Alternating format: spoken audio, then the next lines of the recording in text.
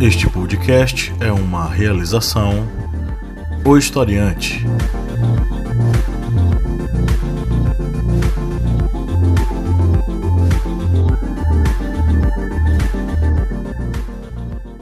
E aí, historiantes? Estamos aqui em mais um podcast feito com todo carinho e amor para vocês. Eu sou o professor Pablo Magalhães. Ao meu lado eu tenho meu colega, meu camarada historiante Kleber Roberto. Dá um oi, Kleber. E aí, pessoal, beleza? Temos também aqui a Lídia Verônica. Olá. E o Márcio Fabiano. E aí, minha gente, tudo bem? Mais uma vez nós estamos juntos. É isso aí, galera. Mais um podcast rolando. Hoje o nosso tema é um tema que algumas pessoas a gente se manifestaram nos nossos perfis dizendo que se fosse esse tema não conseguiriam escrever absolutamente nada. E é por isso que esse podcast existe, para ajudar essas pessoas a ter alguma coisa a falar. Então o tema de hoje vai ser sobre arte e censura, os limites para a produção artística em nosso país. O nosso ponto de partida é, claro, aquilo que rodou muito nos noticiários e despertou a opinião pública de um lado e de outro, né? Positivamente e negativamente. Que assunto é esse? Foi a exposição Queer Museu, né? Que aconteceu inicialmente no Museu Santander, e sobre a mostra artística que algumas pessoas colocaram como o Peladão do Man, que rolou no Museu de Arte Moderna em São Paulo. E recentemente saiu essa notícia, né, do curador do Queer Museu, né, se manifestando, se posicionando diante do que aconteceu. Segundo ele, muito do que aconteceu foi devido também ao oportunismo de muitos políticos reacionários. Claro que a mostra ela acabou sendo utilizada como se fosse algo político. E esses políticos se aproveitaram do conservadorismo de boa parte da população brasileira em torno do assunto que foi tratado, que era a questão do corpo enquanto representação trans, enfim, como é que eu posso chamar? Não só representação transexual, bissexual, homossexual, enfim. E a questão do peladão do Man, entre aspas, peladão do Man, está referente àquela performance artística do homem nu que foi disponibilizada, apresentada no Museu de Arte Moderna, lá em São Paulo. E muitas pessoas elas acabaram se manifestando quando saiu a publicação de que uma criança estaria participando dessa intervenção. Bom, a gente vai falar um pouco sobre isso, sobre o Queer Museu e sobre várias coisas ligadas à arte com os nossos colegas aqui na nossa mesa redonda. Então a pergunta inicial não é o pinga-fogo do Márcio, mas é a primeira rodada que a gente vai fazer, tá? O que é arte, gente? Bem, a arte, se for em termos técnicos, digamos, pegamos o Aurélio, vai ser todas as manifestações humanas em que sejam utilizados termos estéticos ou então de imagens para que seja suscitado nas pessoas algum tipo de emoção, ideal ou então alguma forma de expor um conhecimento a mais para aquela pessoa. E a arte, digamos, por si só, essa definição, digamos, uma definição técnica, mas a arte por si só também é alguma forma da pessoa se manifestar utilizando algo que não seja, digamos, somente a exposição dialogada, aquela forma oral da conversação. É uma forma da pessoa se expor e deixar aquele registro daquela ideia que ele teve.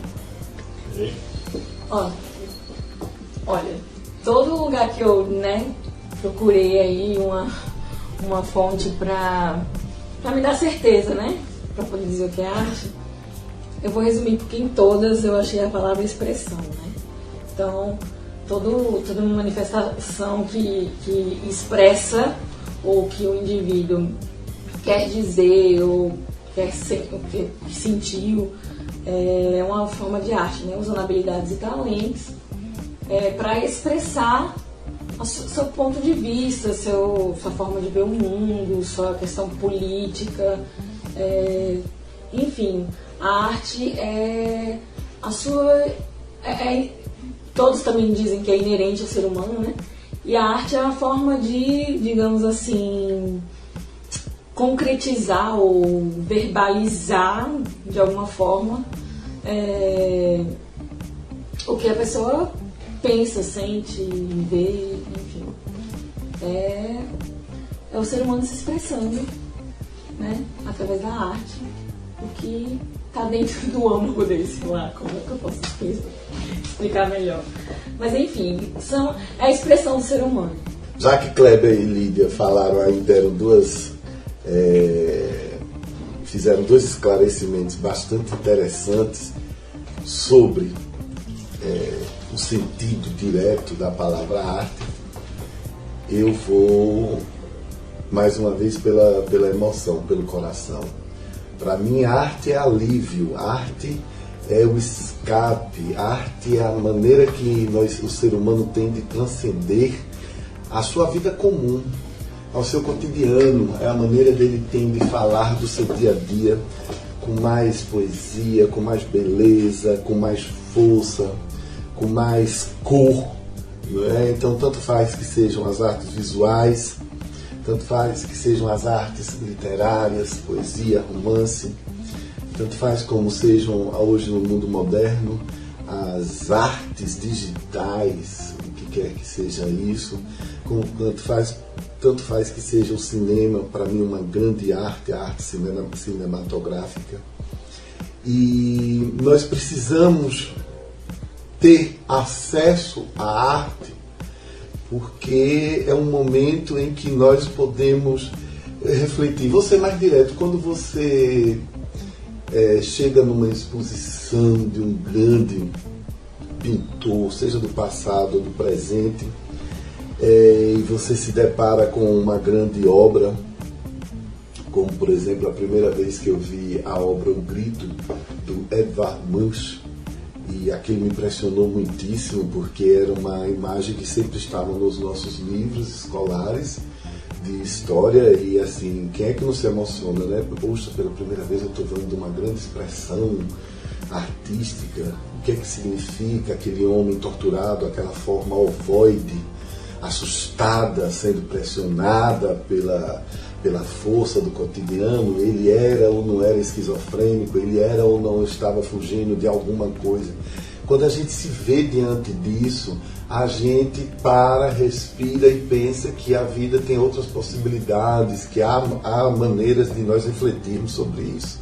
Ou até quando a gente ouve uma canção que nos toca, que nos emociona, ou quando a gente vê um filme que nos deixa impressionado, ou quando a gente segue uma série de TV, série de Netflix, de qualquer coisa, que a gente fica ali ligado, porque desde que o mundo começou, tanto o mundo ocidental quanto oriental, nós temos que ter esse escape, esse alívio, nós precisamos nos manifestar para que a vida tenha mais sentido e mais cor. Eu penso assim.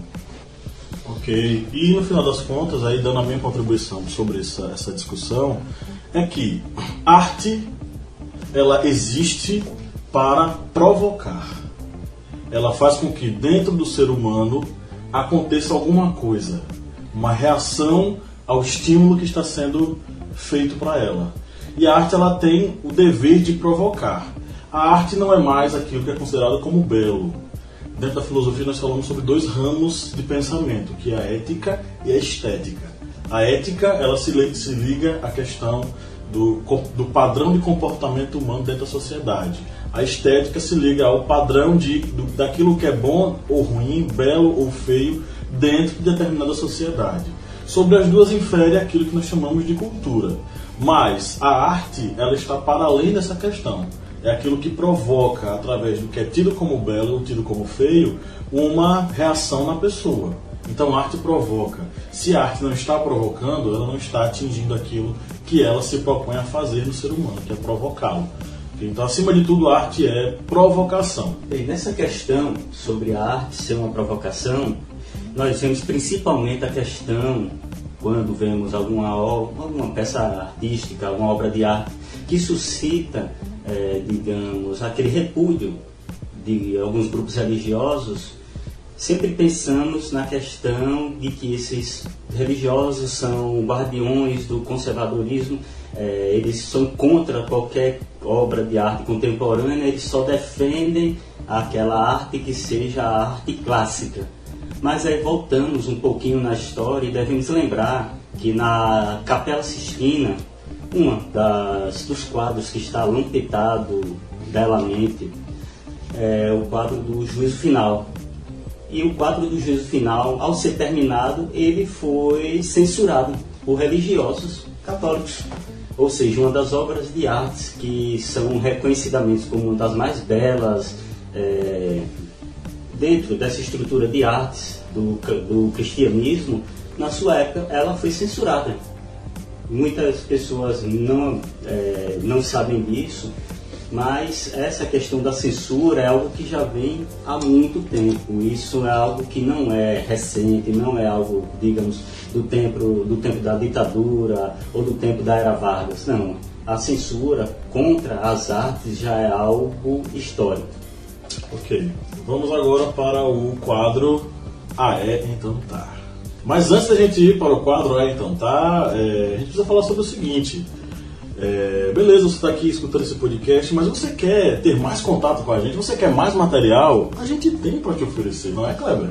Com certeza, estamos preparando muita coisa boa para vocês. E para você conseguir isso, é só você virar o nosso patrono, não é isso, Márcio? Exatamente, é uma boa ideia.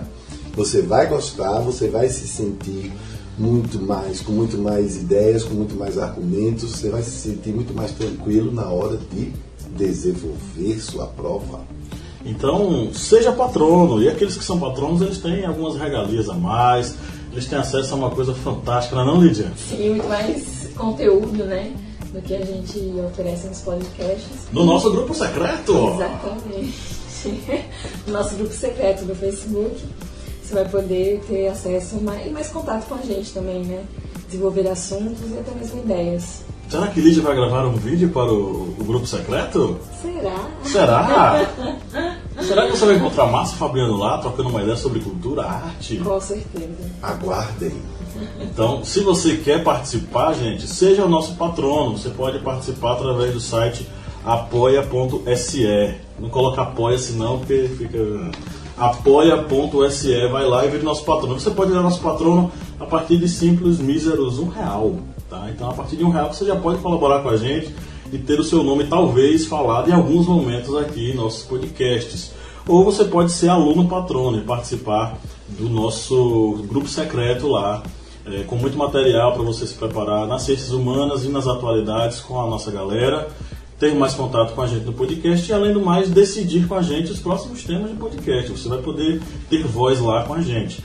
Além disso, a gente tem espaço para professores, chamado Professor Patrono, e você vai poder participar aí de um debate já ligado mais à área de historiografia, com os professores Pablo e o professor Kleber, mais especificamente sobre a área de história, filosofia, enfim, uma questão mais acadêmica. Então, torne-se um apoiador, vai lá no site apoia.se, vira nosso patrono, participa do nosso grupo secreto, troca uma ideia com a gente, vai ficar todo mundo feliz e contente. Agora sim a gente vai para o quadro Então Tá. Então tá. Se o tema da redação fosse arte e censura no Brasil, qual seria seu argumento? A Eduarda falou, um deles seria a DIP, que é o Departamento de Imprensa e Propaganda do período Vargas. Exatamente. Abranger esse tema. E esse tema também não serve também somente para uma redação. Vamos lembrar que é um tema histórico, a DIP, que isso pertence à Era Vargas, e ele pode ser um tema que venha a cair tanto em uma questão de uma redação, como também até mesmo na prova de história do Enem. E a DIP, ele foi um órgão de repressão e também de propaganda da Era Vargas, porque ele tanto reprimia, censurava peças teatrais, programas de rádio, cinema, que mostrasse, digamos, a sociedade brasileira da época da Era Vargas, porque não era bonito mostrar isso aí para o mundo, como também eles faziam uma propaganda, digamos, do grande pai, que era Vargas. Ou seja, divulgava Vargas como grande líder, o grande estadista, aquele que iria resolver os problemas da nação. E nosso professor Pablo pediu para fazer uma explicação rápida, mas eu vou deixar só mais um trecho pequenininho, que é para vocês também pesquisarem sobre a arte degenerada. A arte degenerada que foi instituída, que foi uma peça que foi uma peça utilizada por Adolf Hitler na Alemanha nazista, que ele utilizava de obras de artes de vários autores, como Picasso, Van Gogh, para demonstrar que aquela arte era uma arte degenerada, uma arte feia, ruim para a nova sociedade ariana que estava surgindo na Alemanha. Ele tentou fazer uma exposição demonstrando a arte alemã e uma arte deturpada, que foi essa arte desses autores que eu disse. É um tema bom também para ser pesquisado, pois também pode ser um tema para a prova de história do Enem. Bom, esse aqui é o @Ruso. Lídia, ele falou, é uma afirmação. É um tema difícil de pensar. Vamos lá. É esse é o comentário. Esse é o comentário. Realmente ficou difícil, eu não consegui pensar muito não. Gente... Não, realmente é um tema difícil, inclusive os caras disseram que iam ser pegos de surpresa, né? Se caso isso acontecesse, caísse na redação da Enem sobre esse tema. Qual é o tema mesmo? Arte e censura. Na verdade, a censura ela é mais popular, né? Porque a liberdade de expressão, né? Ela é um direito fundamental e ela tem sido praticada, né? A censura mesmo é popular, né? As pessoas censuram, né? A bancada evangélica, o pessoal conservador é que censura, né? A arte, porque tudo aquilo que causa estranheza, incômodo, né? Então, assim, tenta procurar assuntos mais ligados ao fato da liberdade de expressão ser constitucionalizada, né? E que a censura ela não é real, ela não é real no sentido de ela não pode existir hoje, apesar dela partir do povo, né? Enfim, é complicado. Vamos desenvolver. E vai pegar muita gente surpresa, realmente, se cair numa redação. Vai, né? Porque essa questão do conceito, né? Por exemplo, a gente vai explicar arte, comentar sobre arte e dos acontecimentos, né? Por exemplo, se a gente for usar esses últimos acontecimentos, pode ser que haja muito argumento contra, né, esses artistas e às vezes não deveria existir, né? Aí já começa o quê? Um tipo de censura. Kenilson Santos. Márcio, inevitável não voltarmos para os tempos da ditadura militar, falarmos também dos casos recentes de censura. Kenilson Santos, querido, deixa eu só lhe falar uma coisa, não vamos vibrar dessa maneira não, tá? Inevitável não, nós não vamos voltar ao tempo do período da ditadura militar. O que nós precisamos fazer, contando com você e com todos os outros e outras que estão pensando, refletindo e estão lutando, brigando para que nós continuemos a vislumbrar um presente de liberdade e de possibilidade de se expressar de todas as maneiras, sejam elas politicamente ou artisticamente. Nós estamos nessa caminhada, então você precisa entrar aí junto com todo mundo para defender uma sociedade livre. Em relação ao que aconteceu com a ditadura militar, foi exatamente o que aconteceu, como o professor Cláudio já falou, em relação ao DIP no tempo da ditadura Vargas. Simplesmente, logo depois que o AI-5 se instalou, onde a situação política no Brasil ficou realmente pesada, perigosa para aqueles que não compactuavam com a ditadura militar, em especial para muitos artistas brasileiros, sejam eles principalmente da música popular brasileira, alguns artistas plásticos, escritores, aqueles que tinham um embate mais de frente com a ditadura. Alguns foram para o exílio, não é? Outros tiveram suas carreiras paradas durante muito tempo. Chico Buarque não demorou anos para voltar a aparecer, por exemplo, na Rede Globo. A Rede Globo, que também teve sua participação efetiva na defesa do golpe de 64. Chico demorou muitíssimo. Aliás, há uma história muito curiosa e muito amorosa, que a mulher dele na época, a Marieta Severo, a atriz, sempre se recusou a trabalhar na novela da Globo, e ela só aceitou depois que o marido voltou a fazer aparições nessa emissora de televisão. Então a gente precisa ter muito cuidado. Eu queria dar um conselho, aproveitando o que Lídia disse. Gente, pega no livro, vai no Google, pesquisa o que é arte contemporânea e o que é censura, tá certo? Vamos se ligar nisso e a gente pode dar mais informações, claro, para o patrono. É isso aí. Arnaldo Campos, ele mandou em 2 partes, né? Que eu pedi para ele ser mais específico sobre os exemplos. Por que não falarmos da censura atual do ano passado aqui em São Paulo? Nada melhor, que foi o caso do MAN, o Homem Nu, e o escândalo hipócrita em torno disso. Arnaldo Campos. Vai ver. A questão, exatamente, vem aquela questão da censura que é promovida por alguns grupos conservadores e religiosos. E muitas vezes são pessoas que nunca pisaram em um museu ou uma biblioteca. São pessoas que não sabem nem mostrar uma obra de arte, dizer uma obra de arte clássica, não vai saber o que é. Essas pessoas, em grande maioria, foram os que criticaram as expressões artísticas no MAN. E disso vem novamente ressalvar que a questão da exposição artística ela faz parte da liberdade de expressão. A partir do momento em que você está inibindo uma obra de arte, você está se utilizando da censura, que foi um instrumento utilizado por ditaduras e governos autoritários. Amanda Maísa, essa vai ter que ser pro Márcio.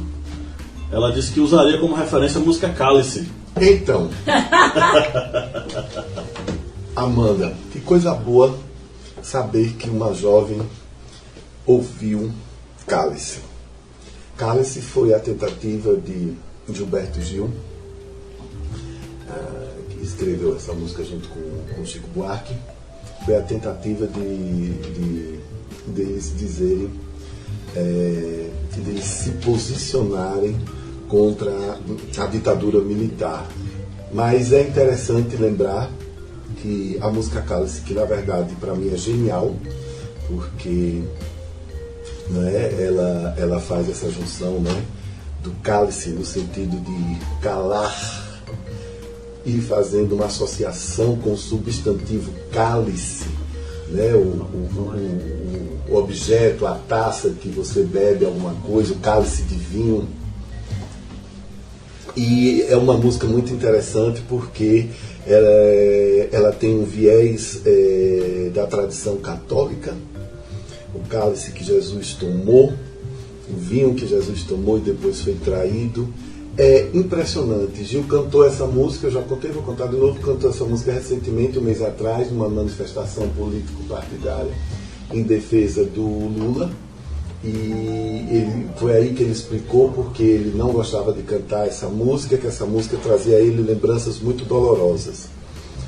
Além de Cálice, outras canções foram proibidas, outras canções foram marcadas na ditadura. Há uma coisa muito curiosa, viu, Amanda Maísa? Os censores. A censura era uma. A gente precisa dizer o seguinte: a censura durante a ditadura militar era um órgão, minha gente, era um órgão do Estado. Eram os escritórios. Haviam funcionários públicos que iam vestidos para trabalhar, tinha máquina de escrever. Então a censura era uma coisa normatizada. Era um órgão, as pessoas trabalhavam de 8 a meio-dia, de 2 a 6, no Rio de Janeiro, em São Paulo, em Brasília, em Salvador, por aí vai. E elas recebiam, elas tinham a incumbência de ver todas essas expressões artísticas, peças de teatro, canções, LPs, e aí elas diziam, isso vai, isso não vai, isso pode, isso não pode. Mas Cálice se torna ainda mais emblemática, por quê? Aí, querida, você vai pesquisar, é maravilhoso, a censura é burra. A censura, como diz o professor Kleber, ela não sabe o que é um museu, ela não sabe o que é de fato uma expressão de arte, seja ela do passado ou contemporâneo. E a censura não conseguiu entender que Cálice, do jeito que estava lá, também era uma tentativa de Chico Buarque dizer, ele, muito profundo conhecedor da nossa língua portuguesa, achou a palavra perfeita para poder se manifestar contra a ditadura e os censores achavam que era apenas o cálice ou a taça com que se bebe alguma coisa, o objeto. Não, o cálice que ele estava falando ele estava dizendo: eu não quero mais ouvir esse cálice, eu quero ter liberdade e tudo mais. Então, querida e queridos, a censura é uma coisa burra. A liberdade de expressão é que faz a gente evoluir. Devemos lembrar também só uma coisinha rápida, que a gente sempre, quando fala em censura na ditadura militar, lembramos da música, teatro, televisão, mas o cinema também sofreu muito na ditadura. Glauber Rocha, Walter Lima Júnior tiveram filmes censurados, trechos de textos modificados. O filme mesmo, Deus e o Diabo na Terra do Sol, ele foi classificado com 18 anos. Para 18 anos ele foi classificado esse filme exatamente para tentar inibir ao máximo a presença de pessoas no filme. Vamos lá, essa vai para a senhorita Lídia Verônica. Vamos lá. É o Lucas _SJR Santos. Lucas diz o seguinte: é livre qualquer manifestação artística, sendo vedado qualquer espécie de censura, segundo a Constituição Federal. Exatamente.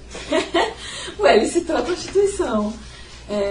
O artigo 5º da Constituição, ele vem trazer aquilo lá que a gente falou no podcast ali dos direitos humanos, né? Que vem trazer todas as garantias dos direitos fundamentais. E é garantido pela Constituição o direito à liberdade de expressão. A liberdade artística encontra-se também, né? E, enfim, estamos guardados pela lei, pela Constituição, né? O direito a expressões artísticas. Enfim. É o @denilton_Gabriel. Ele fala o seguinte: citaria nas referências históricas da arte, desde a época dos gregos e sobre a arte atual, mudança de tradições. Vou manifestar sobre esse assunto. Denilton, tem muita gente dizendo o seguinte: a arte era aquilo que os gregos faziam, o que nós fazemos não é arte. Tem um homem nu lá no Museu da Arte Moderna, isso não é arte. Aí eu deixo para você e para os demais que estão nos ouvindo o seguinte: a base da arte grega, principalmente da escultura grega, é uma espécie de ode ao corpo humano em sua beleza. E o que é que eles fazem? Eles fazem representações esculturais do homem e da mulher nus. Porque vai ser massa, diga assim: ódio não é ódio. Ode não é ódio, segundo o Márcio Fabiano, está aqui ao meu lado, me lembrando disso. Uma ode é uma espécie de exaltação desse corpo masculino e feminino. E eles são representados nus. Tá lá como é que é o nome daquele? Aquele menino fala como? Hein, Lídia? Pindolinha. A pindolinha lá aparecendo, entendeu? Tá lá os seios da mulher de fora, enfim, o corpo representado em sua nudez. Crianças tinham acesso àquilo ali. Gente, isso não é coisa de outro mundo, ok? Isso não é uma porta para a pedofilia, como algumas pessoas estavam falando. Isso é puramente a representação do corpo. Então a gente precisa ter em mente o seguinte: inclusive a arte, que a gente fala arte clássica, é uma arte que valorizava o corpo nu, gente. Não é uma coisa nova, a gente não pode jogar pedra no artista que fez a expressão do corpo nu, porque ele não está fazendo uma grande novidade, ele está seguindo a tradição artística, enfim, muito antiga. Lembrando que cada período vai ter sua exposição artística. Claro. Aí o Luiz Ehringer, eu vou deixar para Kleber essa, ele mandou 3, uma atrás da outra. Quais seriam os argumentos dele? Ele disse que iria começar desde o Estado Novo, passando pela ditadura e concluindo com o controle da mídia, através da dependência dos repasses do governo para propagandas. Tivemos o episódio Sherazade, que comprova isso, e concluiria com medidas feitas por países desenvolvidos para tornar a arte independente e o governo menos controlador. Bem, Luiz Herlier, é uma boa argumentação, principalmente em termos de Brasil, pois vai abranger não somente as questões históricas, como você lembrou aí, Estado Novo, a questão do DIP, do Departamento da Era Vargas, que controlava a censura e também fazia a promoção de Vargas, como também abrangendo a censura no período da ditadura militar, que foi algo, como o professor Márcio bem lembrou, não era só questão da censura, era uma instituição, a censura na ditadura militar. E mais recentemente podemos também destacar sobre essa questão da censura o conservadorismo que vem cada vez mais crescendo na sociedade brasileira, pois, como já falado aqui, muitas vezes essas pessoas que fazem essa censura, que tentam inibir as obras de arte ou então a exposição artística de alguém, são aquelas pessoas que não entendem aquela arte, simplesmente vão pelo andar da carruagem. Citar essas pessoas que são da minha concepção política, do meu lado político, estão pensando assim, eu também vou pensar da mesma forma, e não tenta abranger aquela forma artística. E realmente, a questão do Estado, ele tem que dar todas as ferramentas para que a arte ela não seja novamente censurada ou manipulada em prol de algum estadista ou em prol de alguma partido político ou de algum ideal político. Ok. Mais uma pergunta. Lídia Verônica. Essa foi a afirmação da Antônia Maria Oliveira. Que a censura de obras é causada pela falta de sensibilidade artística na hora da interpretação. Pode acontecer, né? Pode acontecer de eu não me sensibilizar com o que o outro quis passar, né? Com o talento ou o pensamento, a mensagem, enfim, a externação, né? Do que o artista quis passar, enfim. Externar, né? O artista externa. Na verdade, ela coloca essa coisa, falta sensibilidade para interpretar. Acho que não é nem interpretar, sabe? Porque, como eu aprendi recentemente, às vezes a gente não precisa nem interpretar a arte. Entender que a arte já é suficiente, né? Aquilo ali me causa confusão, né? Ou seja, a mensagem já pode ter passado por aí, já, né? Às vezes o artista só quer incomodar mesmo. Eu quero incomodar quem vai ver isso aqui. Eu me incomodei, eu não entendi nada do que ele quis me dizer. Mas eu entendi que é arte, né? Então, a sensibilidade vai bem além da interpretação, mas sim do respeito. Eu acho que é respeitar a habilidade do outro, o que o outro quis passar. Perfeito. Eu só tá... Não, você falou bem. Isso foi assim. Eu acho que o Cleber está querendo fazer, porque nós seremos testemunhas agora de uma coisa que nunca aconteceu nesse podcast, um pinga-fogo reverso. É o pinga-fogo do Márcio contra o Márcio. Basta aqui de canto, de óculos escuro, vou narrar aqui a cena. Então é o seguinte, vai rolar, eu sei que o Márcio tem o pinga-fogo dele, mas vai rolar um pinga-fogo do Márcio reverso. Rodou a vinheta. Pinga fogo pro Márcio. Bem, vou perguntar para o professor Márcio se os artistas que já têm grande renome, são super conhecidos na mídia, na sociedade, eles também precisam receber recursos governamentais para expor suas obras de arte? Sinceramente, acho que não. O que nós precisamos ter no Brasil, essa é uma discussão pesada, Kleber, foi bom você tratar disso. O que nós precisamos no Brasil é decidir, através do Congresso, através dos nossos deputados que nós elegemos, temos que trazer a responsabilidade, inclusive para quem faz essas perguntas, que nós somos eleitores, nós precisamos decidir uma política pública de cultura. O que acontece é que o Estado, através dos seus tentáculos, das suas empresas estatais, criam vários editais e que alguns artistas se beneficiam. A crítica que se faz é que esses editais são feitos e só quem tem acesso são grandes artistas, porque eles já têm todo um trabalho feito, eles já têm capacidade, eles já têm pessoas que trabalham com eles, que sabem como entender o que está escrito nos editais, e aí fica muito mais fácil vencer. Vamos tratar de um assunto específico. Quando Maria Bethânia recebeu eu vou pedir desculpas se eu fizer uma incorreção nos valores. Mas, se eu não me engano, eram entre 500 mil e R$1 milhão que ela iria receber de um órgão do estatal para criar um blog sobre poesia, sobre Fernando Pessoa. Então pesquisa aí, me ajudem aí quem puder, pesquisa aí, Maria Bethânia. Maria Bethânia e o blog de Fernando Pessoa. Tem mais tempo isso, né? E aí foi uma grande discussão, que é para quem vai esse dinheiro que é público. Maria Bethânia, ela tem condições de conseguir isso via empresa privada. Maria Bethânia precisa realmente de R$1 milhão para fazer seu blog sobre poesia com Fernando Pessoa. Fernando Pessoa é maravilhoso, é o meu predileto, é o meu preferido.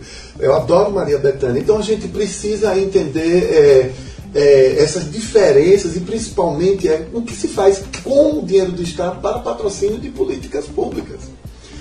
Aí o que é que acontece? Acontecem as distorções, Kleber. Prefeituras tem, através da lei, legalizada em lei, podem captar, podem utilizar recursos de 1 milhão, 10 milhões, 5 milhões para fazer festas consideradas tradicionais, como as festas juninas no Nordeste, e trazem para essas festas atrações que não estão diretamente relacionadas ao espírito desse festejo tradicional. É uma grande briga, certo? É uma grande discussão, e eu acho que nós precisamos encarar isso de frente. Pessoalmente, na minha experiência como gestor, eu acho que a política pública de cultura de um Estado brasileiro deve estar voltado para atender aqueles que não têm oportunidade de encontrar apoio para as suas expressões.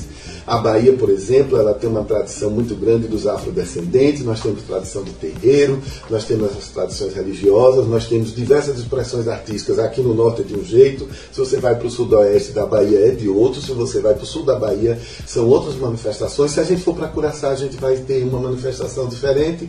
Então eu penso que dinheiro público para a cultura deve prioritariamente valorizar o pequeno, o médio, aquele que não tem uma oportunidade. Os grandes são bem mais fácil.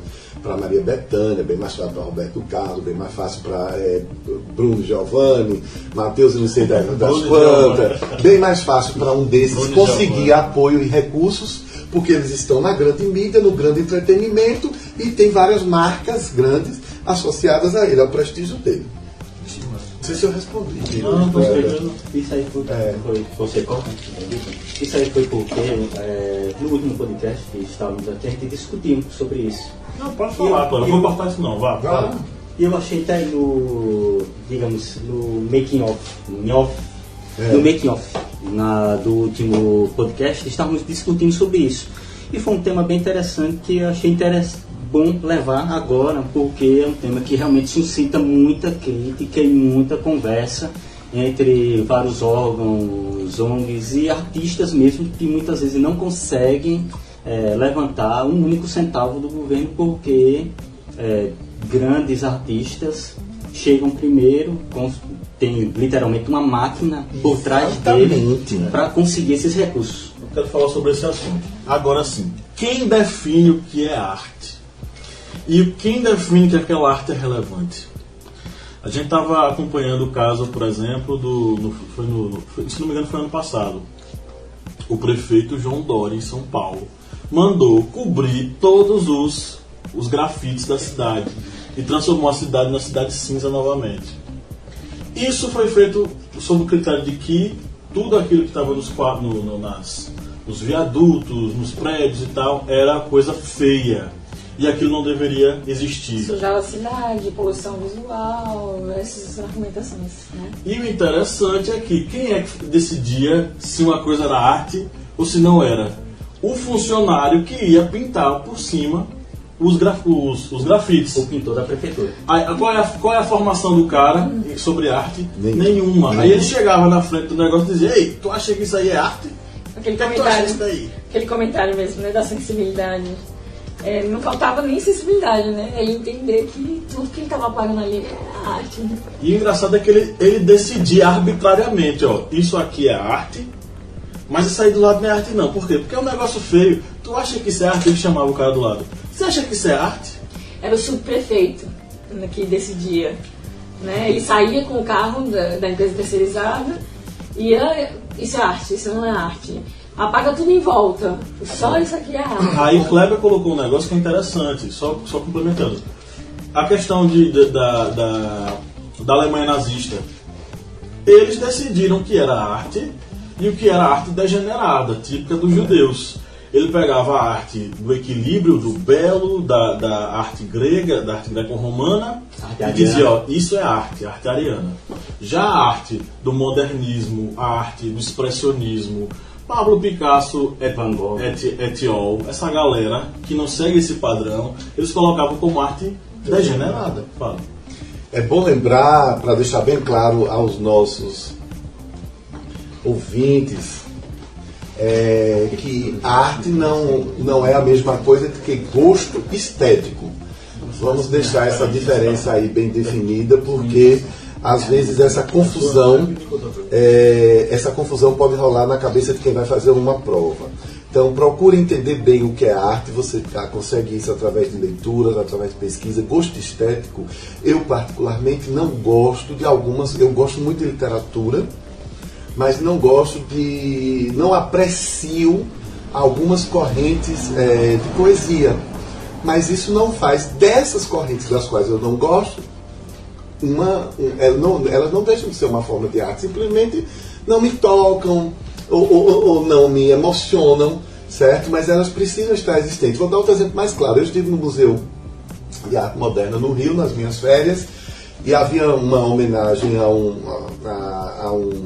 um artista lá, que eu esqueci o nome, talvez porque eu não tenha gostado das obras, eu tenha esquecido, viu, gente?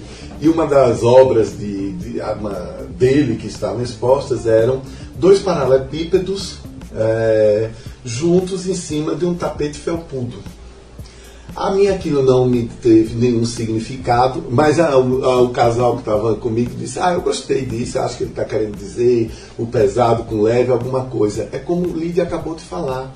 Tocou você, incomodou você, é arte, é uma expressão. Agora, se você tem o direito de dizer que aquilo é ou não agradável ao seu senso estético. É muito diferente, certo? Em todos os casos deve haver sim abertura, deve haver sim espaço para as expressões. Queria voltar a falar da questão do nudismo.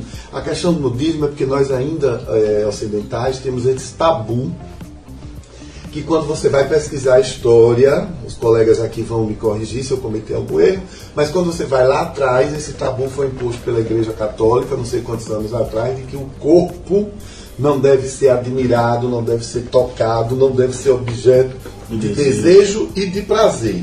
O corpo do homem e da mulher seria para apenas maquinalmente haver a reprodução, né? Garantir os filhos de Deus aqui na Terra.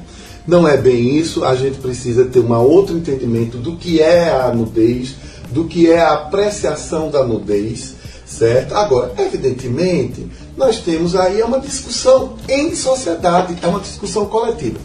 Uma criança pode ou não pode? O que é que uma criança pode ver? Vamos convocar os pais, os educadores, certo? Mas não vamos convocar censores de plantão, não. O que é que uma criança pode ver? Até em que idade? O que é uma pornografia? Certo? Porque aí eu vou tocar numa coisa muito particular. Pai e mãe é quem deve cuidar dos seus filhos, porque os pais podem tomar banho junto com os filhos pequenos, não há nenhuma degeneração nisso. Não. Degeneração é aquilo que você faz com o menor, no qual você sabe que ele não tem capacidade de se defender de você. Isso é outra coisa, isso é pedofilia, isso é abuso, isso são outras coisas que devem serem sim punidas pela lei. Agora, um corpo nu em si, certo? Não traz nenhum prejuízo, que eu saiba, eu nunca trouxe nenhum prejuízo a nenhuma criança. Vamos lembrar que no meu tempo, graças a Deus, eu tive um pai e uma mãe, foram legais nisso, mas no meu tempo de criança, a gente ria de gente grande pelada. A gente achava engraçado, porque a gente não sabia o que era aquilo. KKKK. Você vai ver. Isso é o que se chama de inocência. Com o tempo, crescendo, a gente vai aprendendo. Eu desejo. Eu desejo. Meu desejo é assim, meu desejo é daquele jeito. Eu desejo um homem que seja desse jeito, uma mulher que seja daquele jeito. São coisas que são construídas, mas E graças a Deus, eu e minhas irmãs e meu irmão não surgiu nenhum tarado. A gente brinca, as sobrinhas brincam de calcinha e vão para cima e vão para baixo. Isso significa leveza, minha gente. Isso significa que a gente está educando para te dizer: nós te amamos sem necessidade de pegar no teu corpo, na tua genitália. Agora, um homem nu numa exposição de arte, no Museu de Arte Moderna, deitado, eu sinceramente, se eu for ver, eu vou achar engraçado. Agora, cabe a mim decidir se eu quero ou não ver esse homem ou essa mulher nua no museu. E cabe a mim decidir se eu levo a minha sobrinha de 6 anos ou não. Certo? Vamos trazer também a responsabilidade para nós. Eu sou pai, falo por mim que sou pai, e tenho 2 filhos, e eu decido realmente o que meus filhos vão assistir. Eu não... Por exemplo, se tem uma peça, tem um filho de 6 anos, se ele vai ter uma peça teatral infantil, eu digo: não, vai assistir. Se tiver uma outra peça que seja com conteúdo mais, um conteúdo adulto, tal, não, ele não vai assistir. Mas eu não vou reprimir a outra pessoa que vai assistir. Porque a partir do momento em que eu dizer: não, tem que parar esse evento artístico, essa peça teatral, já vai estar se tornando censura. Eu vou decidir o que eu vou assistir, o que meus filhos vão assistir, mas eu também não vou tentar censurar o que os outros vão fazer. Cada um, isso aí vem também aquela questão da educação, de que muitos pais preferem jogar para terceiros a educação dos filhos. É mais fácil o governo censurar aquela peça teatral do que eu dizer: não, meu filho, você não vai porque isso, isso, isso. Muitos pais acabam se ausentando de educar seus filhos e tentam jogar essa responsabilidade para o governo, para a escola, para outras pessoas. Quando eu li a matéria, que eu achei que a maioria dos canais foram bem tendenciosos, e os comentários também nas redes, né, eu realmente fiquei chocada, né? Achei um absurdo sem fim, porque para mim a arte é toda, né, todo tipo de expressão, e a liberdade de expressão ela é defendida, mas assim, uma tortura não é arte, né? Enfim, e eu achava realmente que foi excessivo aquele tipo de expressão, né, artística, pela forma como a notícia foi trazida. Mas faltou, como uma mesma se posicionou, deu uma nota na época, que a criança ela estava acompanhada pelo responsável, que era sua mãe. Essa parte ficou fora, né, das informações. E o artista e o museu foi, né, ali queimado, todo mundo crucificou o artista, mas foi por escolha da mãe da criança que ela se expôs, foi por escolha da mãe da criança que ela tocou um adulto nu. Porque eu pensava assim: a gente está numa era de, né, vamos quebrar o silêncio, vamos conversar com as crianças, não vamos ensinar que um adulto tocando uma criança pelada é errado. Então, assim, eu fiquei chocada por causa né, dessa questão que a gente comecei um contexto faltou informação. Faltou também contextualizar a situação, né? Simplesmente um homem nu que crianças tocam, realmente, gente, assim, numa fase que a gente está tentando ensinar as crianças que um adulto nu tocando elas é errado, né? Como você lê essa matéria? É terrível. Eu fiquei chocada, eu também fui contra, achei absurdo, eu achei que realmente interpretei como fora da expressão artística, né? Mas talvez essa criança seja mais educada artisticamente do que eu, né? Do que muitas pessoas, né, que estavam lá, e provavelmente as pessoas que divulgaram as informações da forma errada. Ela era acompanhada, então assim, se a gente tivesse que criticar alguém, teria que ser a mãe dela, né? Como é que você se expôs sua filha ali para tocar um homem nu e tudo mais? E a gente também não sabe que tipo de relacionamento ela tem com a filha e que tipo de educação ela deu à filha dela. Qual conversa elas tiveram antes de entrar e depois de entrar ali. Olha, filha, você vai ver um homem nu, assim, né? E, enfim, o cinema brasileiro traz gente pelada, as novelas trazem gente pelada. A Globeleza dançava pelada até um tempo desse. Pois né? Então assim, a nudez, ela ela choca até certo ponto, né? Isso. Ela é assim, até um certo tipo de exposição, né? Mas na que interessa a gente, ela choca, né? Enfim. Eu queria contribuir com uma coisa assim, tem a ver com propaganda. Na Escandinávia, em alguns países, não é permitido nas redes de televisão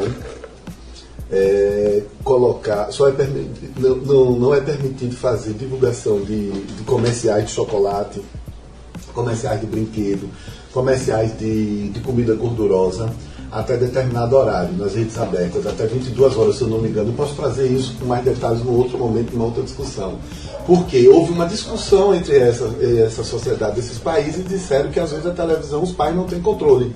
Então você fica recebendo, os seus filhos ficam ali recebendo aquela mensagem: compre isso, coma aquilo, que você vai ser feliz, esse brinquedo é tal, e o pai está ali tentando ter uma educação mais equilibrada. Eles resolveram isso com a lei.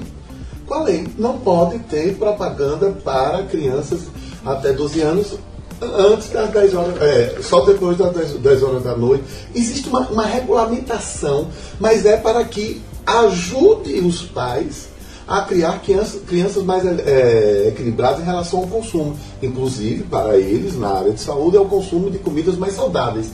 Esse é um debate relevante. Então, vamos trazer para os pais, vamos trazer para dentro de casa. Eu penso assim. Bem, também, amigos historiantes, devemos lembrar que a arte também não pode ser um estímulo ao crime. A apologia ao crime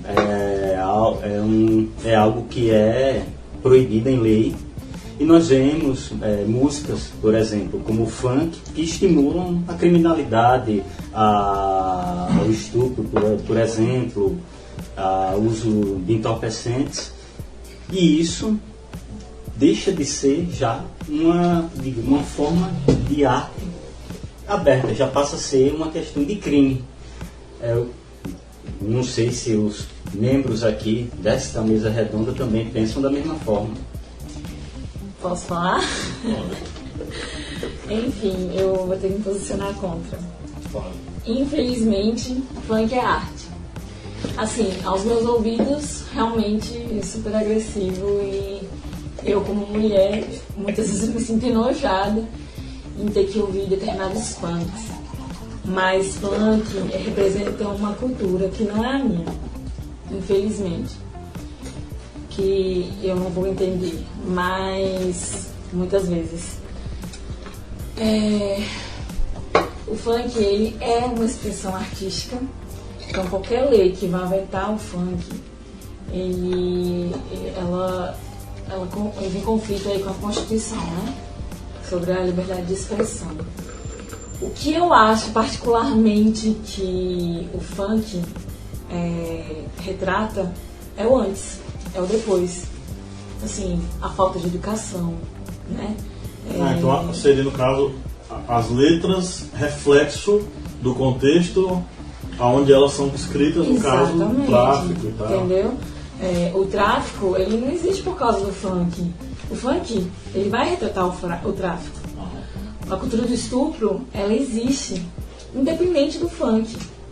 O funk, ele não vai incentivar diretamente. A sociedade, ela já está corrompida, né? Então, assim, falta essa educação, né? A cultura do estupro, ela existe independente do funk. Ela existe numa balada sertaneja, enfim, em qualquer outro ambiente que às vezes pode até parecer que está, como é que se fala? Incentivando, né? Mas a música, o funk, a letra, ela traz a realidade, aquilo ali que eles vivem. É tanto que acaba não tendo um tipo de noção. Eu já vi muitos funkeiros tendo que se retratar na mídia. Por quê? Aquilo ali é natural para eles. A cultura do estupro, o tráfico, as gangues, arma, tudo. É a vida deles. Então, assim, outros direitos, né, fundamentais são retirados deles, né? E como, por exemplo, educação, né? Acho que a raiz do problema aí é a educação. O funk, infelizmente, ele é a cultura da favela. E ele tem que existir, a gente tem que saber o que acontece lá dentro. E a gente sabe por causa do funk, né? Assim,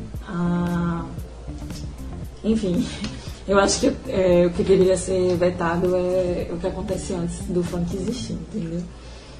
E o funk enquanto produto e o funk, ele hoje é grande, né? No Brasil, ele dá emprego, né? Ele gira a economia. É porque então, tem as gravadoras. Não é só né, a cultura, né? O funk, ele é produto, né? Como você falou. E, infelizmente, eu gostaria de ouvir um funk melhor, né? E o funk, ele tem essa questão do imperativo, né? Ele faça isso, faça aquilo, suba, desça, rebole, né? Bata a raba no chão. Né? E se talvez a favela tivesse, digamos assim, mais educação, eu não quero generalizar, né? Nem trazer de uma forma pejorativa as pessoas da favela, mas se a educação, né, fosse uma coisa que eles vivenciassem e tivesse uma sociedade mais justa dentro da favela, talvez as letras de funk fossem diferentes. E a gente ia saber, poxa, como eles vivem em harmonia, não é mesmo? Nossa, que pessoas educadas, e por que a gente não é assim? Enfim, o funk ele também é uma denúncia, né? E pronto, é por isso que, como arte, ele faz parte da cultura, ele não pode ser vedado, é uma expressão artística. Infelizmente é o que o artista vê, é o que o artista vive, é o que o artista sente. E aí a gente tem que tocar no artista e não exatamente no funk. Essa é a minha opinião. E aí? Eu discordo.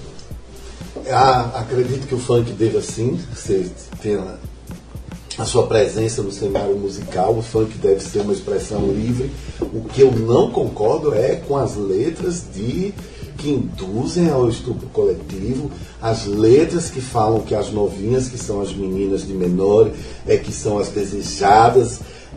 Isso a mim me incomoda muitíssimo, porque vou falar como tio, eu sou tio de 4 sobrinhas, e me incomoda muito, muito, muito. A gente conversa com elas, olha, não é isso que você deve pensar que você nasceu. Você foi muito feliz em dizer que é um reflexo de quem viveu, nasceu, cresceu e viveu sem educação. Aí eu faço uma pergunta, e nós que vivemos com educação, com esse privilégio de sermos educados a respeitar, certo? O que nós devemos fazer quando tem uma letra que incita essa violência, uma letra que faz apologia ao tráfico, uma letra que faz apologia à droga, uma letra que faz apologia ao armamento? Eu compreendo. Isso existe porque ele vive ali, é o vizinho dele, é o coleguinha dele, é o amiguinho dele que empinava papagaio lá no morro, e um resolveu ser trabalhador no McDonald's e o outro resolveu ser olheiro do tráfico e ganhar 5 vezes mais do que você. Essas coisas existem, essas coisas precisam ser ditas. Acho que comunidades que a gente chama de favela precisam de uma atenção especialíssima. É uma dívida social moderna do Brasil, tal qual nós tivemos uma dívida imensa com a escravidão. Nós agora vamos conviver com a dívida com os pobres, né? Com esses pobres sem acesso. Nesse sentido, o funk como expressão artística eu acho uma delícia.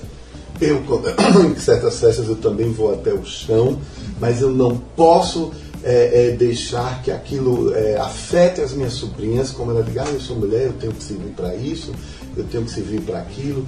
Isso é uma discussão delicada. É porque... Fala. É isso aí, é debate. É porque criar uma lei para censurar uma liberdade de expressão, que infelizmente não é minha realidade, né? Não é nossa, e, enfim, choca mesmo. Eu, como mulher, me sinto estuprada só de ouvir algumas músicas de funk. E é absurdo, mas aí eu penso, por que essa pessoa canta com essa naturalidade, um absurdo desse? Ao que mais tantos absurdos ela foi exposta a vida inteira para cantar de forma tão natural, compor, sentar e gravar, né? eternizar ali seu trabalho artístico com tantos absurdos. Então, criar uma lei para censurar isso é esquecer que outras leis estão sendo infringidas, né? Outros direitos fundamentais foram infringidos. Então, assim, é muito mais fácil vetar o funk, a forma como pensar, mas tá rolando cultura de estupro, tá rolando uma educação, né? Ninguém está sendo educado da forma correta, mas está se criando lei para vetar a liberdade de expressão daquelas pessoas que estão sofrendo esses absurdos e não estão falando, entendeu? Então, assim, infelizmente, o vetar o funk, criar uma lei para censurar o funk é anticonstitucional. E no caso, assim, no final das contas, uma coisa foi me colocada como um paradoxo, né? Que o pessoal daquela banda Atochá de Salvador disse que a revolução vai vir na polpa da bunda. Assim, eu não duvido que a revolução venha na polpa da bunda, entendeu? Porque o ritmo em si e a dança em si em nada são, como é que eu posso dizer, invasivas. Dançar até o chão e trazer a revolução na polpa da bunda eu acho que é muito válido. Até porque acho que no Brasil só vai rolar se for na polpa da bunda, porque se for de outro jeito não rola. Mas no final das contas, a expressão ela é de fato fruto do meio que o cidadão vive. Mas, e aí vai ter a questão a questão legal. Se alguma pessoa em determinado momento se sentir ofendida, como aconteceu em Salvador, com a música do Igor Canário, que ele tinha uma música que era bastante violenta e estava ligada à questão do estupro mesmo, junta não sei quem e tal, mais 30 e vai lá e faz. E aí o que foi acontecer, o pessoal no Legislativo de Salvador disse, essa música não toca em Salvador, porque ela é uma incitação ao estupro. Então, em casos desse tipo, de fato, há uma mobilização pública, se a opinião pública se manifesta e diz, nós não queremos isso, e através dos seus representantes no Legislativo fundamentam a ideia de que aquela música não pode ser reproduzida, eu acho que isso é válido. Não é muito uma censura, mas é de fato um apelo da opinião pública diante disso. Assim, o fato de ofender a um grupo, as mulheres no caso, ok, você está ofendendo, você está, menosprezando acaba sendo um tipo de perseguição, né, psicológica, a moral. Mulher, enfim, mas no sentido de incentivar, a nossa cultura é a cultura do estupro. Não, claro, eu concordo com você. Não incentiva em nada, ela só reflete o que o cara pensa. Por Ele exemplo, pensa daquele jeito. O que o Legislativo em Salvador colocou como vamos vetar a lei. Vamos vetar a lei não, vamos vetar a música. Aquilo, para fins práticos, não vai mudar a cultura. Não vai mudar. O estupro não vai parar porque a música pode ser veiculada. Isso é claro. Mas é um apelo público em relação àquilo.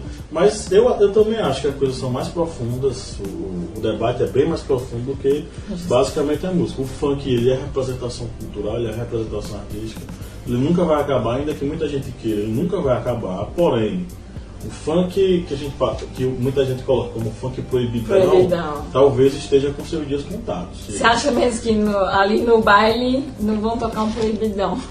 Eu acho que o funk proibidão... Como forma de revolucionária, de repressão... Eu falo do proibidão enquanto, por exemplo, pega a arma e a droga e vai lá e dá uma cheirada na carreirinha e dá uns tiros na novinha, sei lá, coisa desse tipo. Ludmilla, ela é, pop, ela canta funk, mas ela tá em alta.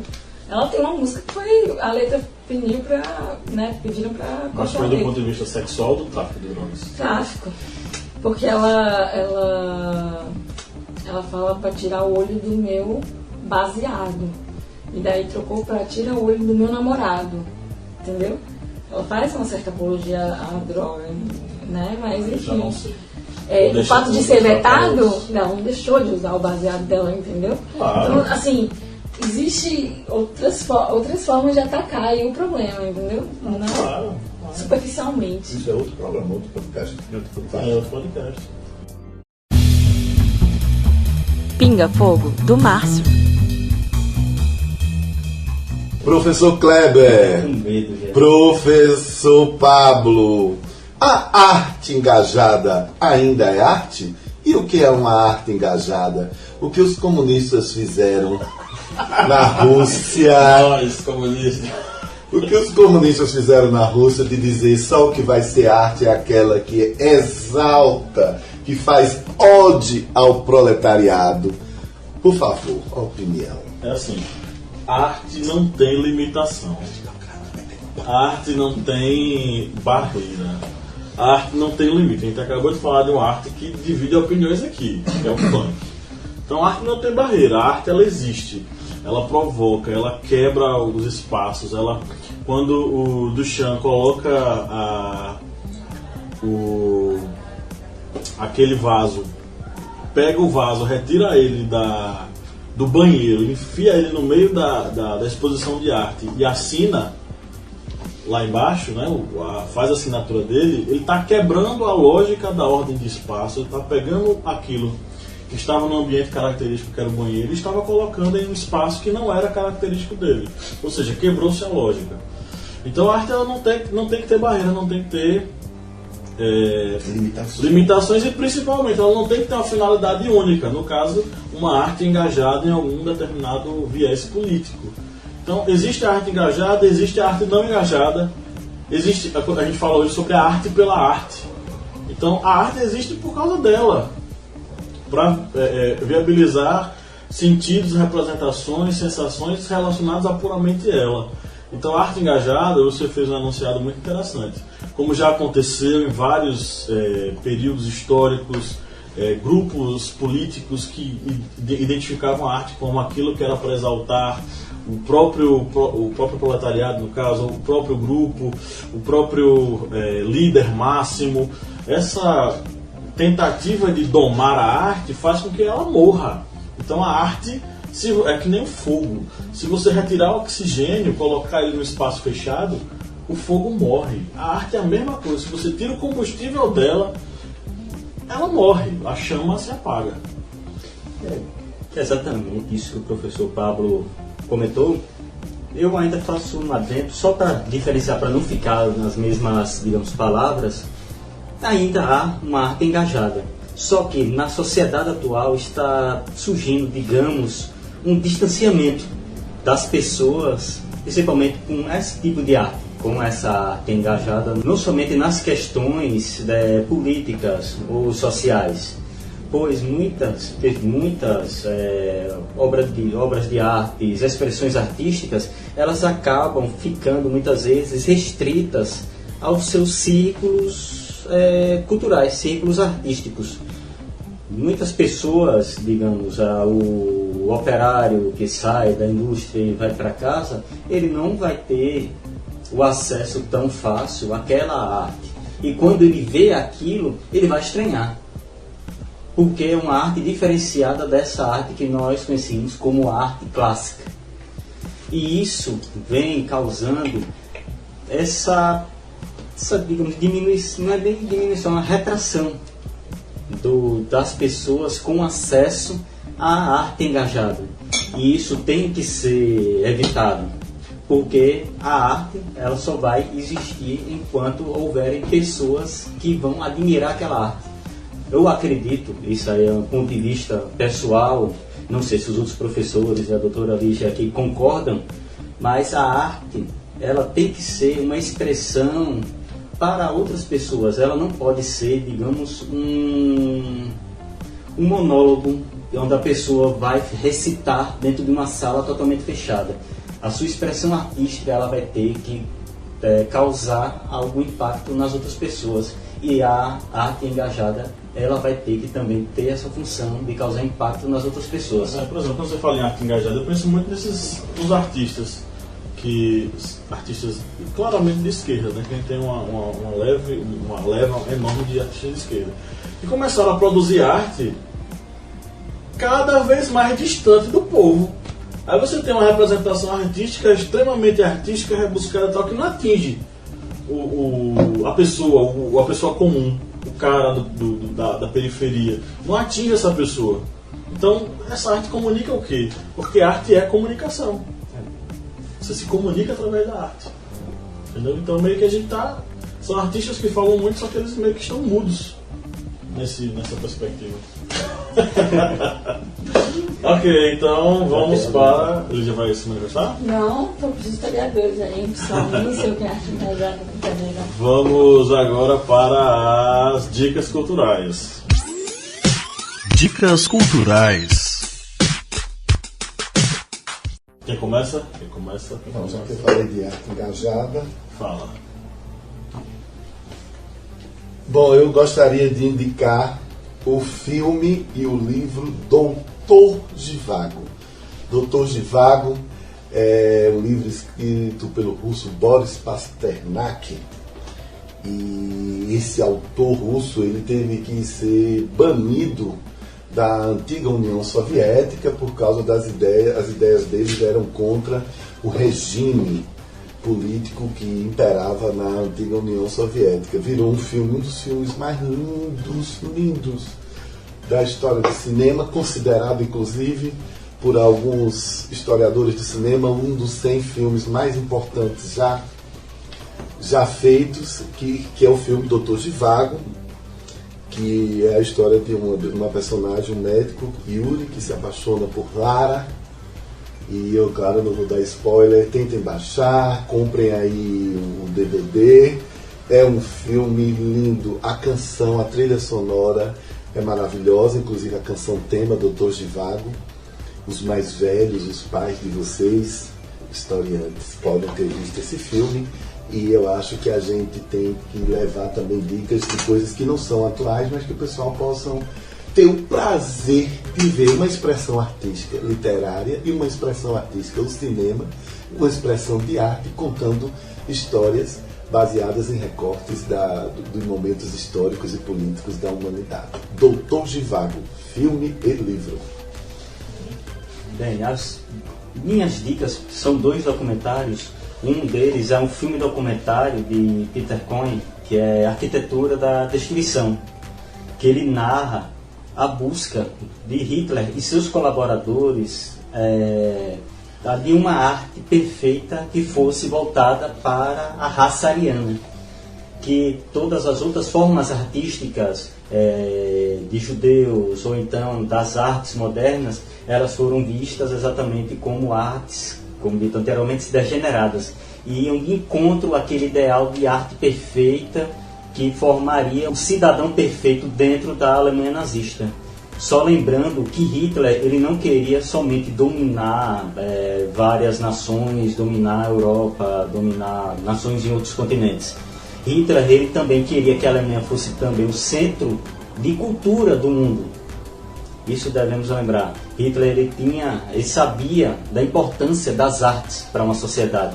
E ele queria que a Alemanha se tornasse, digamos, o farol das artes e cultura do mundo.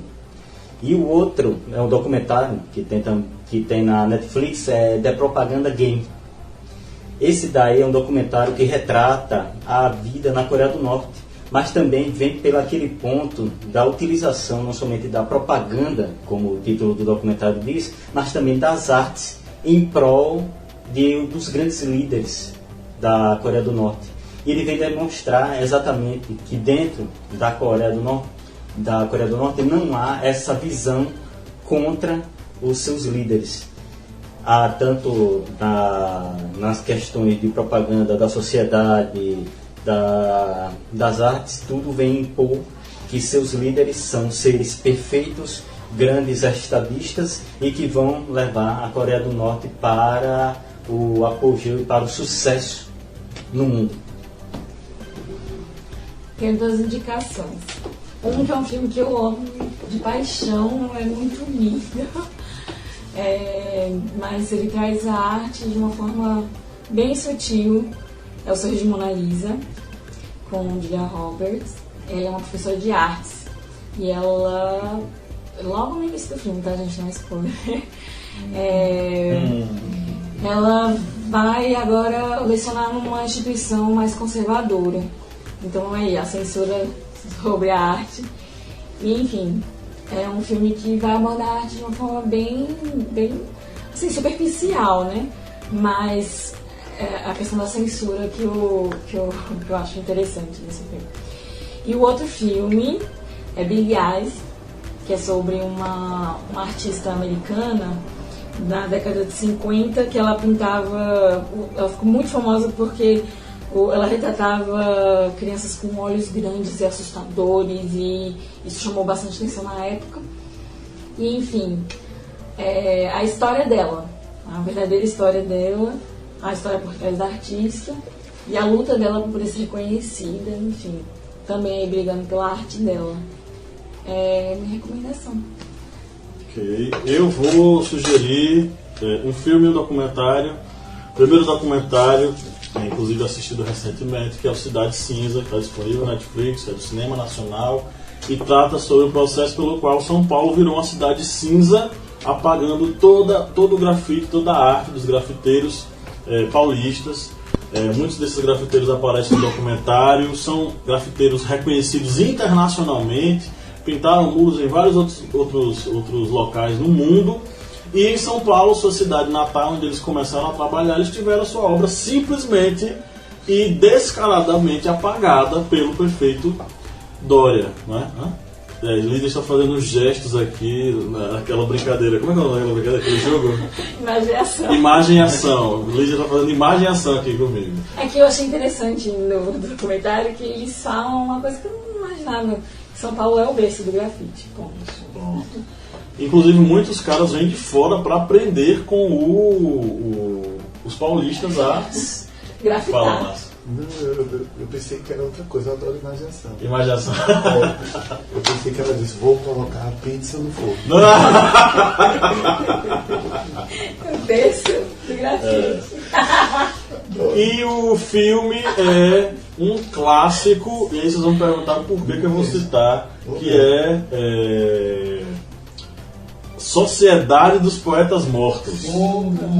Agora, se alguém me perguntar o porquê, eu vou explicar o porquê agora. Logo no início do filme, os meninos chegam naquele colégio que é o tradicional, que todos os pais deles estudaram lá, médicos, doutores, arquitetos, etc, passaram por lá. E na primeira aula é uma aula sobre poesia. E o livro de poesia, inclusive com quem é o professor finado, me lembro o nome dele aí agora. Como é que é o nome dele? Robin Williams. Amém. E a primeira aula dele, ele está começando tradicionalmente a aula de poesia. Aí eles abrem o livro de poesia. O que é que está dizendo lá? Está quase que um cálculo sobre como a poesia é feita. E aí o Robin Williams diz o seguinte: gente, faça o seguinte, rasguem a primeira página desse caderno. Todo mundo fica, como assim rasguem? Primeiro ele manda ler, leiam aí o trecho desse livro.